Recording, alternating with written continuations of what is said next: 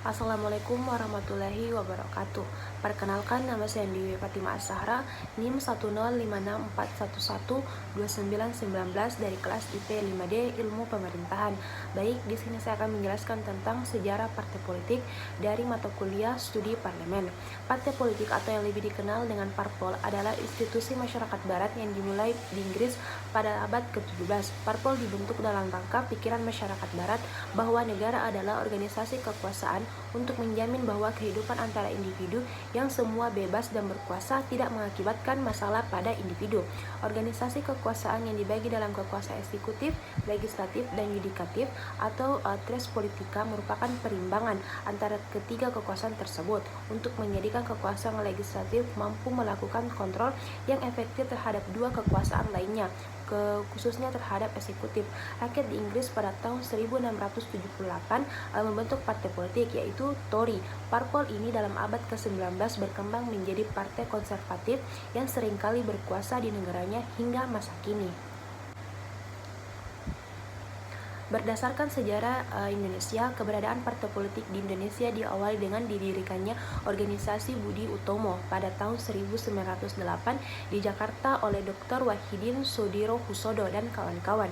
Walaupun pada waktu itu Budi Utomo belum bertujuan ke politik murni, tetapi keberadaan Budi Utomo sudah diakui oleh para peneliti dan pakar sejarah Indonesia sebagai perintis organisasi modern. Dengan kata lain, Budi Utomo merupakan cikal bakal dari organisasi massa atau organisasi politik di Indonesia. Partai politik yang pertama lahir di Indonesia adalah Indies Party yang didirikan pada tanggal 25 Desember 1912 di Bandung.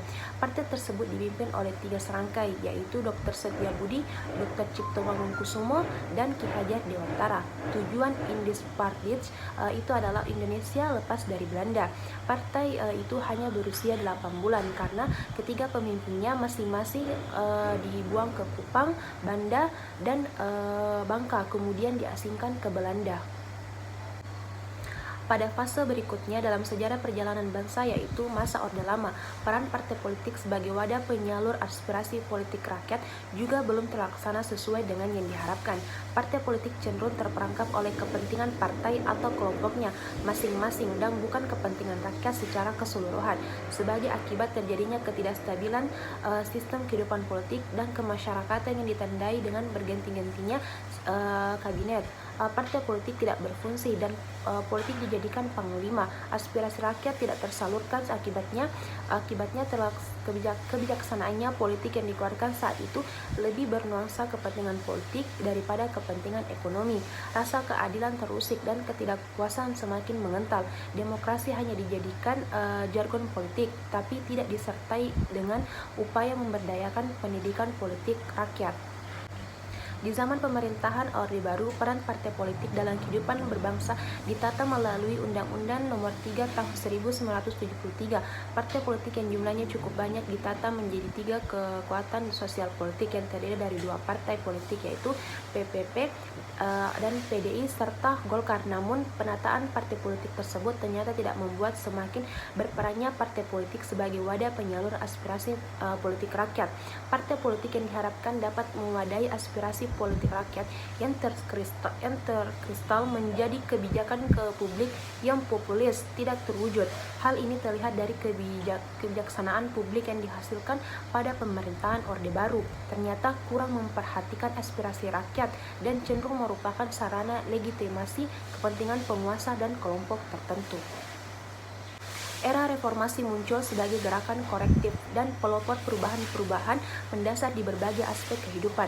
Gerakan reformasi yang melahirkan proses perubahan dan melengsarkan pemerintahan Orde Baru dan melahirkan Undang-Undang Nomor 3 Tahun 1999 tentang partai politik, memungkinkan sistem multipartai kembali bermunculan. Harapan partai sebagai wadah penyalur aspirasi politik akan semakin baik, meskipun hingga saat ini belum menunjukkan kenyataan. Hal ini terlihat dari kampanye pemilu yang masih diwarnai banyaknya partai politik yang tidak mengaktualisasikan aspirasi rakyat dalam wujud program partai yang akan diperjuangkan.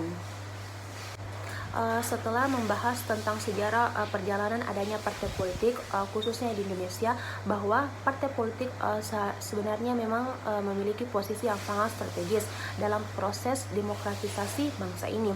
Partai politik adalah edukator bagi masyarakat untuk mendidik warga negara mengapa mereka harus mengambil posisi kebijakan tertentu. Sebuah partai politik menjadi wadah aktualisasi bagi sekelompok ataupun orang-orang yang ingin terjun ke dalam dinamika politik di pemerintahan. Partai politik sejatinya hari ini tentunya menjadi sebuah sorotan utama di kalangan masyarakat, terutama memperhatikan para anggota atau kader-kader partai yang berkecimpung di dalam pemerintahan. Implementasi pengabdian konkret kepada masyarakat menjadi bagian yang tidak dapat dipisahkan dalam proses berlangsungnya partai politik di tengah kehidupan masyarakat. Baiklah, mungkin itu saja yang dapat saya jelaskan terkait dengan sejarah partai politik. Mohon maaf apabila ada kekurangan. Sekian dan terima kasih. Wassalamualaikum warahmatullahi wabarakatuh.